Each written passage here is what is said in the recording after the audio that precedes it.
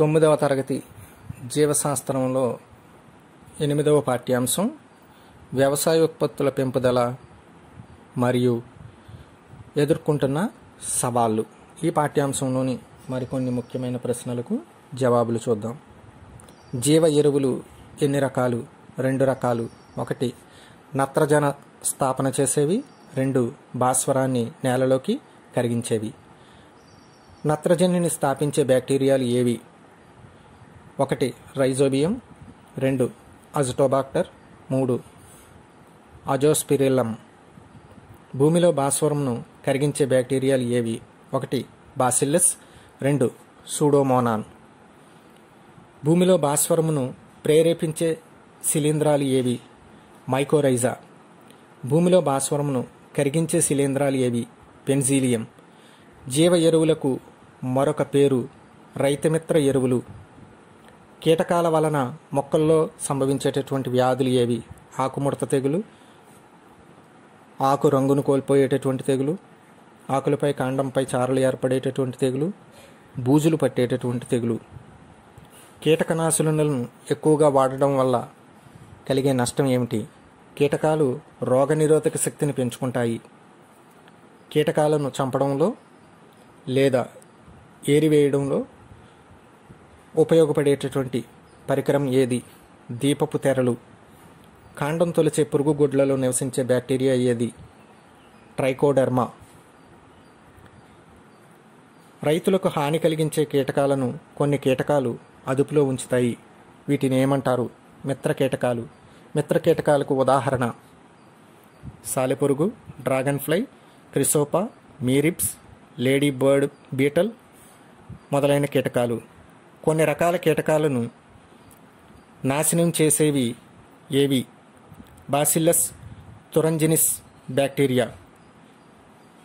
పొగాకు తినే గొంగళి పురుగును, ధాన్యాన్ని తినే గొంగళి పురుగును గుడ్ల దశలోనే నాశనం చేసే బ్యాక్టీరియా ఏది? ట్రైకోడెర్మా.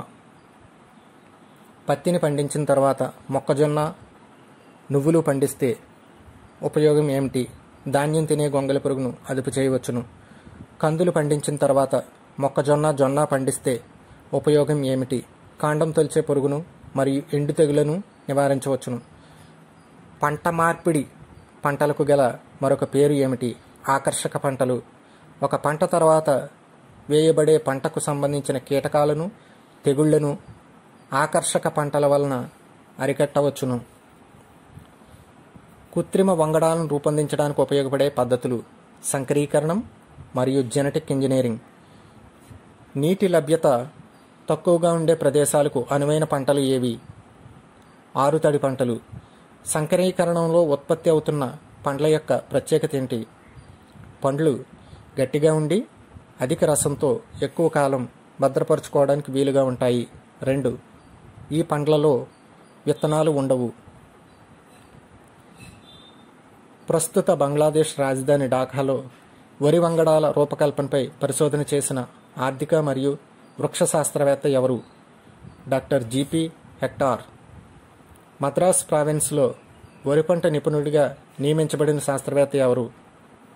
Doctor GP hectare. భారతీయ వ్యవసాయ పరిశోధనా సంస్థ ఎప్పుడు స్థాపించబడింది? 1929.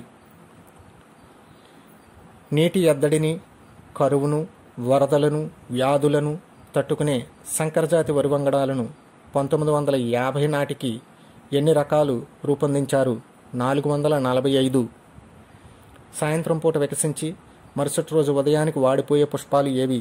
చంద్రకాంత పుష్పాలు. టమాటా, పొటాటో మొక్కలను సంకరీకరణం చేసి అభివృద్ధి చేసిన మొక్క ఏది? పొమాటో. ఒక మొక్క ప్రకృతి నుండి సహజ సిద్ధమైన పోషకాలను కావలసినంత వినియోగించుకుని మిగిలిన పోషకాలను తోటి మొక్కలకు అందిస్తుంది. దీనినే బయోడైవర్సిటీ అంటారు. మొక్క ప్రకృతి సూర్యరశ్మి ద్వారా అందుకునేటటువంటి పోషకాల శాతం ఎంత? 85%. మొక్కకు భూమిలోని సూక్ష్మక్రిముల ద్వారా అందే పోషకాల శాతం ఎంత? 15%. మిశ్రమ పంటలు పండడానికి గల కారణం ఏమిటి? బయోడైవర్సిటీ. 1 కేజీ వరిధాన్యాన్ని పండించడానికి అవసరమయ్యే నీరు ఎంత? సుమారు 5,000 లీటర్లు. శ్రీ అనే వరి రకం పండించడానికి కావలసిన నీరు ఎంత? సుమారు 2500 నుండి 3000 లీటర్లు వరకు నీరు కావాలి.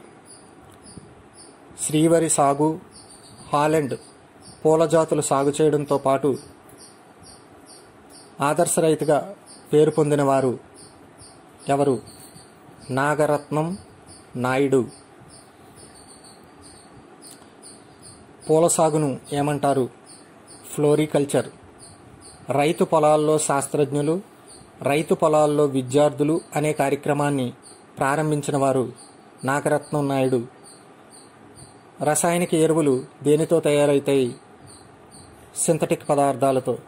రసాయనిక ఎరువుల్లో ఎన్పికే నిష్పత్తి 20 నుండి 60%. సేంద్రియ ఎరువుల్లో ఎన్పికే నిష్పత్తి 14%. రసాయనిక ఎరువుల వల్ల భూమి ఏ స్వభావాన్ని కోల్పోతుంది? క్షార స్వభావాన్ని కోల్పోయి ఆమ్ల స్వభావాన్ని పొందుతుంది.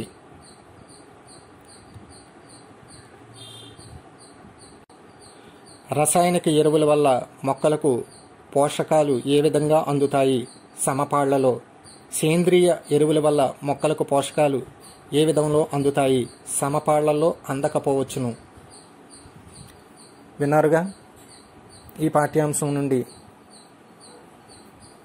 పైన పేర్కొన్నటువంటి ప్రశ్నలకు సంబంధించి మీకు టెట్ మరియు డిఎస్సిల్లో ప్రశ్నలు వచ్చేటటువంటి అవకాశం ఉంది.